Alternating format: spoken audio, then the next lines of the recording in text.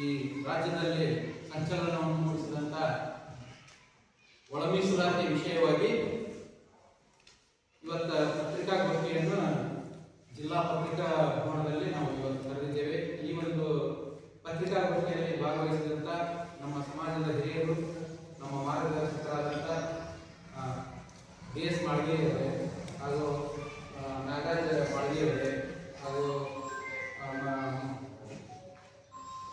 ಅಶೋಕ್ ಮರೇಟ್ನವರೇ ಹಾಗೂ ಆಂಜನೇಯ ಗೌಡ್ರೆ ಹಾಗೂ ನಾಗರಾಜ್ ಅವರೇ ಹಾಗೂ ಎಲ್ಲ ಪತ್ರಿಕಾ ಮಾಧ್ಯಮದ ಎಲ್ಲ ಮಿತ್ರರೇ, ಈ ಒಳ ಮೀಸಲಾತಿ ಹೋರಾಟ ಸುಮಾರು 30 ವರ್ಷದಿಂದ ನಿರಂತರವಾಗಿ ಹೋರಾಟವನ್ನು ಮಾಡ್ಕೊಂಡು ಬಂದಂತ ವಿಷಯ. ಈ ಒಂದು ಹೋರಾಟದಲ್ಲಿ ಈ ಮಾದಿಗ ಮತ್ತು ಮಾದಿಗ ಸಂಬಂಧಿತ ಸಮುದಾಯದ ಅನೇಕ ಕಾರ್ಯಕರ್ತರು, ಅನೇಕ ನಾಯಕರು, ಸುಮಾರು ಹುಬ್ಬಳ್ಳಿಯಲ್ಲಿ ಆದಂತಹ ಒಂದು ಸಮಾವೇಶದಲ್ಲಿ ಸುಮಾರು ಜನ ಮರಣ ಹೊಂದಿದರು. ಈ ಒಂದು ಹೋರಾಟದ ಪ್ರಯುಕ್ತವಾಗಿ ಕಾಂಗ್ರೆಸ್ ಸರ್ಕಾರ ಏನ್ ಮಾಡ್ತಾ, ಅವತ್ತಿನ ಕಾಂಗ್ರೆಸ್ ಸರ್ಕಾರ ಸದಾಶಿವ ಆಯೋಗವನ್ನ ರಚನೆ ಮಾಡಿತು. ಸದಾಶಿವ ಆಯೋಗ ರಚನೆ ಆಯಿತು. ಸದಾಶಿವ ಆಯೋಗ ಕೂಡ ತನ್ನ ಎಲ್ಲ ಇಡೀ ರಾಜ್ಯಾದ್ಯಂತ ಸಮೀಕ್ಷೆಯನ್ನು ಮಾಡಿ ತನ್ನ ವರದಿಯನ್ನು ಕೂಡ ಕೊಡ್ತು. ಸದಾಶಿವ ಆಯೋಗದ ವರದಿ ಏನಂತ ಕೊಡ್ತಂದ್ರೆ, ನಾವು ಬ್ರೀಫ್ ಆಗಿ ಹೋಗ್ತೇನೆ, ಯಾಕಂದ್ರೆ ಈಗ ಆಲ್ರೆಡಿ ಇದ್ರ ಬಗ್ಗೆ ಅನೇಕ ಪತ್ರಿಕಾಗೋಷ್ಠಿಗಳಾಗಿದ್ದವು, ಎಲ್ಲ ವಿಷಯಗಳಾಗಿದ್ದವು. ಸದಾಶಿವ ಆಯೋಗ ವರದಿಯನ್ನ ಏನಂತ ಕೊಡ್ತಂದ್ರೆ, ಈಗ ಮಾದಿಗ ಹಾಗೂ ಮಾದಿಗ ಸಂಬಂಧಿತ ಜಾತಿಗಳಿಗೆ 6% ಮತ್ತು ಹಳೆಯ ಹಾಗೂ ಹಳೆಯ ಸಂಬಂಧಿತ ಜಾತಿಗಳಿಗೆ 5% ಮತ್ತು ಲಂಬಾಣಿ, ಗೋವಿ, ಬಂಜಾರ, ಕೊರಮ, ಕೊರಚ ಈ ಸಂಬಂಧಿತ ಜಾತಿಗಳಿಗೆ 3% ಮತ್ತು ಅಭಿಮಾನಿ ಸಮುದಾಯಕ್ಕೆ ಕೂಡ 1% ಮೀಸಲಾತಿಯನ್ನು ನಿಗದಿಪಡಿಸಿ ಸರ್ಕಾರಕ್ಕೆ ವರದಿಯನ್ನು ಸಲ್ಲಿಸಿದೆ. ಬಟ್ ಸರ್ಕಾರಕ್ಕೆ ವರದಿ ಸಲ್ಲಿಸಿದ ನಂತರ ಅಲ್ಲೇ ಸುಮಾರು 10-12 ವರ್ಷಗಳ ಯಾವುದೇ ಕ್ರಮ ಜರುಗಿಸಲಿಲ್ಲ ಸರ್ಕಾರ. ಮುಂದೆ ಭಾರತೀಯ ಜನತಾ ಪಕ್ಷದ ಸರ್ಕಾರ ಏನು ಸನ್ಮಾನ್ಯ ಶ್ರೀ BS ಯಡಿಯೂರಪ್ಪನವರ ಸರ್ಕಾರ ಮತ್ತು ಬಸವರಾಜ ಬೊಮ್ಮಾಯಿ ಸಾಹೇಬರ ಸರ್ಕಾರ ಬಂತು.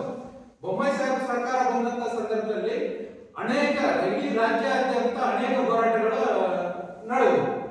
ಯಾತಕ್ಕೋಸ್ಕರ ನಡೆದವು ಅಂದ್ರೆ, ಮೀಸಲಾತಿಯನ್ನ ಹೆಚ್ಚಿಗೆ ಮಾಡಬೇಕು, ನಾವು ಬಹುಸಂಖ್ಯಾತರಿದ್ದೀವಿ ಅಂತಕ್ಕಂಥ ಉದ್ದೇಶವನ್ನು ಇಟ್ಟುಕೊಂಡು ಮೀಸಲಾತಿ ಹೆಚ್ಚಿಗೆ ಮಾಡುವ ಉದ್ದೇಶದಿಂದ ಅನೇಕ ಹೋರಾಟಗಳು ಪರಿಶಿಷ್ಟ ಜಾತಿ ಮತ್ತು ಪರಿಶಿಷ್ಟ ಪಂಗಡದಲ್ಲಿ ಕೂಡ ಹೋರಾಟಗಳು ನಡೆದವು.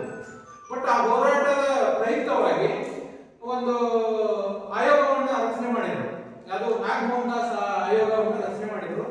ಅವರು ಬೇಸರ ಅಂದಿ 2011ನೇ ಸೆನ್ಸಸ್ ಆಧಾರದ ಮೇಲೆ ಏನ್ ಮಾಡಿದ್ರು, SC ಎಷ್ಟು ಜನಸಂಖ್ಯೆ ಇದೆ, ST ಎಷ್ಟು ಜನಸಂಖ್ಯೆ ಇದೆ ಅನ್ನೋದನ್ನು ಪರಿಗಣಿಸಿ ಅವತ್ತಿನ ಒಂದು ವರದಿ ಪ್ರಕಾರ SC ಯಲ್ಲಿ 15% ಇದ್ದಂಥದನ್ನ 17% ಅನ್ನಾಗಿ ಹೆಚ್ಚಿಗೆ ಮಾಡಿದರು. ಅದೇ ರೀತಿಯಾಗಿ ST ಸಮುದಾಯದ 3% ಇದ್ದಂಥದನ್ನ 7%ಗೆ ಹೆಚ್ಚಿಗೆ ಮಾಡಿದರು. ಹೆಚ್ಚಿಗೆ ಮಾಡಿದ ನಂತರ ಸನ್ಮಾನ್ಯ ಶ್ರೀ ಬಸವರಾಜ ಬೊಮ್ಮಾಯಿ ಸಾಹೇಬರು ಮುಖ್ಯಮಂತ್ರಿ ಇದ್ದಂಥ ಸಂದರ್ಭದಲ್ಲಿ ಅವರು ಕೂಡ ಇಡೀ ರಾಜ್ಯಾದ್ಯಂತ ಒಳ ಮೀಸಲಾತಿ ಸಲುವಾಗಿ ಅನೇಕ ಹೋರಾಟಗಳು ನಡೀತಾ ಇದ್ವು. ಅಂತ ಸಂದರ್ಭದಲ್ಲಿ ಅವರು ಕೂಡ ಒಂದು ಸಚಿವ ಸಂಪುಟದ ಒಂದು ಉಪಸಮಿತಿಯನ್ನು ಕೂಡ ರಚನೆ ಮಾಡಿದರು.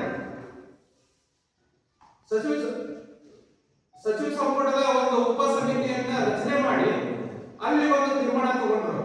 ಅವರು ಯಾವ ರೀತಿ ತೀರ್ಮಾನ ತಗೊಂಡ್ರು ಅಂದ್ರೆ, ಏನು ಹಿಂದೆ ಸದಾಶಿವ ಆಯೋಗ ಮಾಡಿದಂತ ಡಾಟಾಗಳನ್ನ ತಗೊಂಡ್ರು.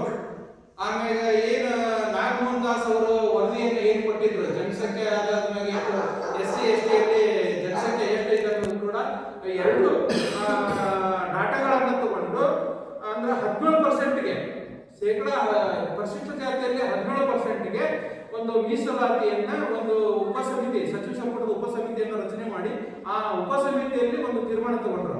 ಪರಿಶಿಷ್ಟ ಜಾತಿ ಮತ್ತು ಪರಿಶಿಷ್ಟ ಪಂಗಡದವರಿಗೆ ಇದು ಮಾದಿಗ ಹಾಗೂ ಮಾದಿಗ ಸಂಬಂಧಿತ ಜಾತಿಗಳಿಗೆ 6%, ವಲಯ ಹಾಗೂ ವಲಯ ಸಂಬಂಧಿತ ಜಾತಿಗಳಿಗೆ 5.5% ಮತ್ತು ಲಂಬಾಣಿ ಮತ್ತು ಬಂಜಾರ, ಕೊರಮ, ಪರ್ಚ, ಗೋವಿ ಈ ಎಲ್ಲ ಜಾತಿಗಳಿಗೆ ಕೂಡ ಕೂಡ 4.5% ಹಾಗೂ ಅಲೆಮಾರಿಗಳಿಗೆ 1% ಅಂತ ನಿಗದಿ ಮಾಡಿ ಅದನ್ನ ಏನ್ ಮಾಡಿದ್ರು, ಕೇಂದ್ರ ಸರ್ಕಾರಕ್ಕೆ ಕಳಿಸಿದ್ರು.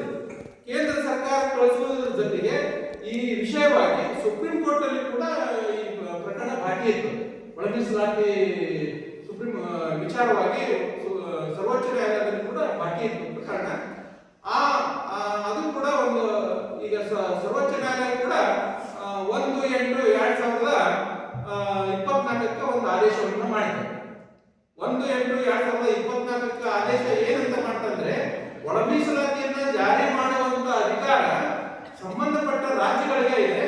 ಇಲ್ಲಿ ಕೇಂದ್ರ ಸರ್ಕಾರಕ್ಕೆ ಕಳಿಸುವ ಅವಶ್ಯಕತೆ ಇಲ್ಲ ಮತ್ತು ಇಲ್ಲಿ ಯಾವುದೇ ತಿದ್ದುಪಡಿ ಅಮೆಂಡ್ಮೆಂಟ್ ಮಾಡುವ ಅವಶ್ಯಕತೆ ಇಲ್ಲ ಅಂತಕ್ಕಂಥ ಒಂದು ದಿಟ್ಟ ಒಂದು ತೀರ್ಮಾನ ತಗೊಂಡು ಆದೇಶ ಮಾಡಿದ್ರು. ಆ ಆದೇಶ ಪ್ರಕಾರ ಮತ್ತೆ ಅನೇಕ ಹೋರಾಟಗಳನ್ನ ನಾವು ಇಲ್ಲಿ ಆರಂಭ ಮಾಡಿದ್ವಿ.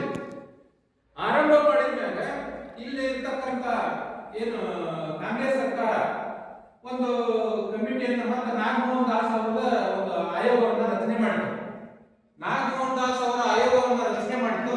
ನಾಗಮೋಹನ್ ದಾಸ್ ಆಯೋಗ ಏನು ಅವರು ಕೂಡ ಇಡೀ ರಾಜ್ಯಾದ್ಯಂತ ಒಂದು ಸಮೀಕ್ಷೆಯನ್ನು ಮಾಡಿದ್ರು.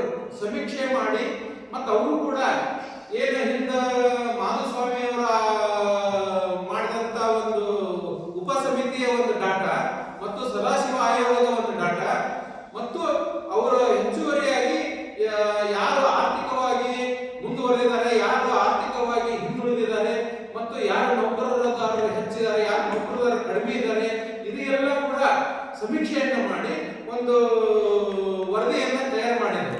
ಯಾರು ನಾಗಮೋಹನ್ ದಾಸ್ ಅವರು, ಜಸ್ಟಿಸ್ ನಾಗಮೋಹನ್ ದಾಸ್ ಅವರು ಒಂದು ವರದಿಯನ್ನ ತಯಾರು ಮಾಡಿದರು. ಏನಂತ ವರದಿ ತಯಾರು ಮಾಡಿದ್ರು ಅಂದ್ರೆ, ಮಾದಿಗ ಹಾಗೂ ಮಾದಿಗ ಸಂಬಂಧಿತ ಜಾತಿಗಳಿಗೆ 6% ಹಾಗೂ ಹೊಲೆಯ ಹಾಗೂ ಹೊಲೆಯ ಸಂಬಂಧಿತ ಜಾತಿಗಳಿಗೆ 5% ಮತ್ತು ಲಂಬಾಣಿ, ಬೋವಿ, ಬಂಜಾರ, ವಡ್ಡ ಈ ಸಂಬಂಧಿತ ಜಾತಿಗಳಿಗೆ 4%, ಅಲೆಮಾರಿ ಸಂಬಂಧಿತ ಜಾತಿಗಳಿಗೆ 1% ಮತ್ತು ಇಲ್ಲಿ ಒಂದು ವಿಷಯ ಮತ್ತು ಪ್ರಾಬ್ಲಮ್ ಆಯಿತು. ಮಾದಿಗ ಮತ್ತು ಹೊಲೆಯ ಜಾತಿಗಳಿಗೆ ಸಂಬಂಧಪಟ್ಟಂಗ ಏಕೆ ಆದಿ ಕರ್ನಾಟಕ ಮತ್ತು ಆದಿ ಧಾರವಾಡ ಮತ್ತು ಆದಿ ಆಂಧ್ರ ಅಂತಕ್ಕಂಥ ಈಗ ಉಪಜಾತಿಗಳು ಬರ್ತಾವೆ. ಅದರಲ್ಲಿ ಸ್ವಲ್ಪ ಬಂದಾಗಿರೋದ್ರಿಂದ ಅಲ್ಲಿ ಕೂಡ ಅವ್ರಿಗೆ ಕೂಡ ಅವ್ರು ನಿಖರವಾಗಿ ಜಾತಿ ಮಾಹಿತಿಯನ್ನ ಕೊಳ್ಳಾರ್ದಕ್ಕ ಅಲ್ಲಿ ಕೂಡ ಅವ್ರಿಗೆ ಕೂಡ 1% ಅನ್ನು ನಿಗದಿ ಮಾಡಿ ಆಯೋಗ ವರದಿಯನ್ನು ತಯಾರು ಮಾಡಿ ಸರ್ಕಾರಕ್ಕೆ ಸಲ್ಲಿಸ್ತು. ಬಟ್ ಇವತ್ತ ನೋಡ್ರಿ, ಹಿಂದ ಸದಾಶಿವ ಆಯೋಗ ಹೇಳಿದ್ದು ಪರಿಶಿಷ್ಟ ಜಾತಿಯಲ್ಲಿ ಬರ್ತಕ್ಕಂಥ ಮಾದಿಗ ಸಮುದಾಯಕ್ಕೆ 6%, ಆಮೇಲೆ ಮಾಧುಸ್ವಾಮಿ ಅವರ ಆಯೋಗ ಮತ್ತು ಉಪ ಸಮಿತಿ ಹೇಳಿದ್ದು ಕೂಡ 6% ಮತ್ತು ನಾಗಮೋಹನ್ ದಾಸ್ ಅವರು ಹೇಳಿದ್ದು ಕೂಡ ಮಾದಿಗ ಸಮುದಾಯಕ್ಕೆ 6% ಮತ್ತು ಈಗ ಸರ್ಕಾರ, ಇವತ್ತಿನ ಸರ್ಕಾರ ಕೂಡ ಅವರು ಕೂಡ ಒಂದು ಏನು ನಾಗಮೋಹನ್ ದಾಸ್ ಅವರು 5 ಗುಂಪುಗಳನ್ನಾಗಿ ವಿಂಗಡಣೆ ಮಾಡಿದ್ರಲ್ಲ, ಅದನ್ನ ಇವತ್ತಿನ ಸರ್ಕಾರ 3 ಭಾಗಗಳನ್ನಾಗಿ ವಿಂಗಡಿಸಿದೆ. 3 ಭಾಗಗಳಾಗಿ ಏನಪ್ಪಾ ಅಂದ್ರೆ, ಮಾದಿಗ ಮತ್ತು ಮಾದಿಗ ಸಂಬಂಧಿತ ಜಾತಿಗಳಿಗೆ 6% ಮತ್ತು ಹೊಲೆಯ ಸಂಬಂಧಿತ ಜಾತಿಗಳಿಗೆ 6%, ಬೋವಿ, ಬಂಜಾರ, ವಡ್ಡ ಮತ್ತು ಅಲೆಮಾರಿಗಳನ್ನು ಆ 3ನೇ ಗುಂಪಲ್ಲೇ ಸೇರಿಸಿ ಅವರಿಗೆ ಕೂಡ 5% ಮೀಸಲಾತಿಯನ್ನು ನಿಗದಿಪಡಿಸಿ ಅದು ಕೂಡ ಅದನ್ನ ಜಾರಿ ತರುವ ನಿಟ್ಟಿನಲ್ಲಿ ಅನೇಕ ಚರ್ಚೆಗಳಾದ ನಂತರ ಅನೇಕ ಹೋರಾಟಗಳಾದವು. ಕೊನೆಗೆ ಏನಾಯ್ತು ಅಂದ್ರೆ, ಇವರು ಉದ್ದೇಶ ಏನಂದ್ರೆ, ಅವತ್ತ ಎಲ್ಲ ಏನು ಪರಿಶಿಷ್ಟ ಜಾತಿ ಪರಿಶಿಷ್ಟ ಪಂಗಡದ ಎಲ್ಲ ಮಂತ್ರಿಗಳು ಸಚಿವರು ಎಲ್ಲರೂ ಏನು ರಾಜ್ಯಪಾಲರನ್ನು ಭೇಟಿಯಾಗಿ ಅವತ್ತ ಆ ಒಂದು ಏನು ಮಂಡನೆ ಮಾಡಿದ್ರಲ್ಲ, ಏನು ಮೀಸಲಾತಿಯನ್ನು ನಿಗದಿಪಡಿಸಿದ್ದು, ಅವತ್ತ ಅದಕ್ಕೆ ಅಂಕಿತ ಹಾಕ್ಸಿದ ಸೇಮ್ ಡೇ ಇವರು ಒಂದು ಕ್ಯಾಬಿನೆಟ್ ಮೀಟಿಂಗ್ ಅನ್ನ ಮಾಡಿ ಏನು ಹಿಂದ ನಾಗಮೋಹನ್ ದಾಸ್ ಅವರು 17% ಮತ್ತು 7% ಅಂತ ಏನು ಮೀಸಲಾತಿಯನ್ನು ಹೆಚ್ಚಿಗೆ ಮಾಡಿದ್ರು, ಅದರ ಪ್ರಕಾರ ನಾವು ರಿಕ್ರೂಟ್ಮೆಂಟ್ ಅನ್ನ ಮಾಡಂಗಿಲ್ಲ. ಈ ಹಿಂದ ಈ ಪೂರ್ವದಲ್ಲಿ ಏನು ಇತ್ತಲ್ಲ ಮೀಸಲಾತಿ 15%, ಆ 15% ಪ್ರಕಾರ ನಾವು ಏನು ನೇಮಕಾತಿ ಮಾಡ್ಕೊಳ್ತೀವಿ ಅಂತಕ್ಕಂಥ ಉದ್ದೇಶ ಇಟ್ಟುಕೊಂಡು ಅವತ್ತು ಕ್ಯಾಬಿನೆಟ್ ಅಲ್ಲಿ ತೀರ್ಮಾನ ಮಾಡಿದ್ರು. ಬಟ್ ಅದು ಇನ್ನೂವರೆಗೆ ನಮಗೆ ನಿಖರವಾಗಿ ಅವರು ಹೇಳಿಲ್ಲ. ಈಗ ಅವರು 17% ಅಲ್ಲಾದ್ರೂ ಮಾಡಲಿ ಅಥವಾ ನಮ್ಗೆ ಹಿಂದಿದ್ದಂತ 15%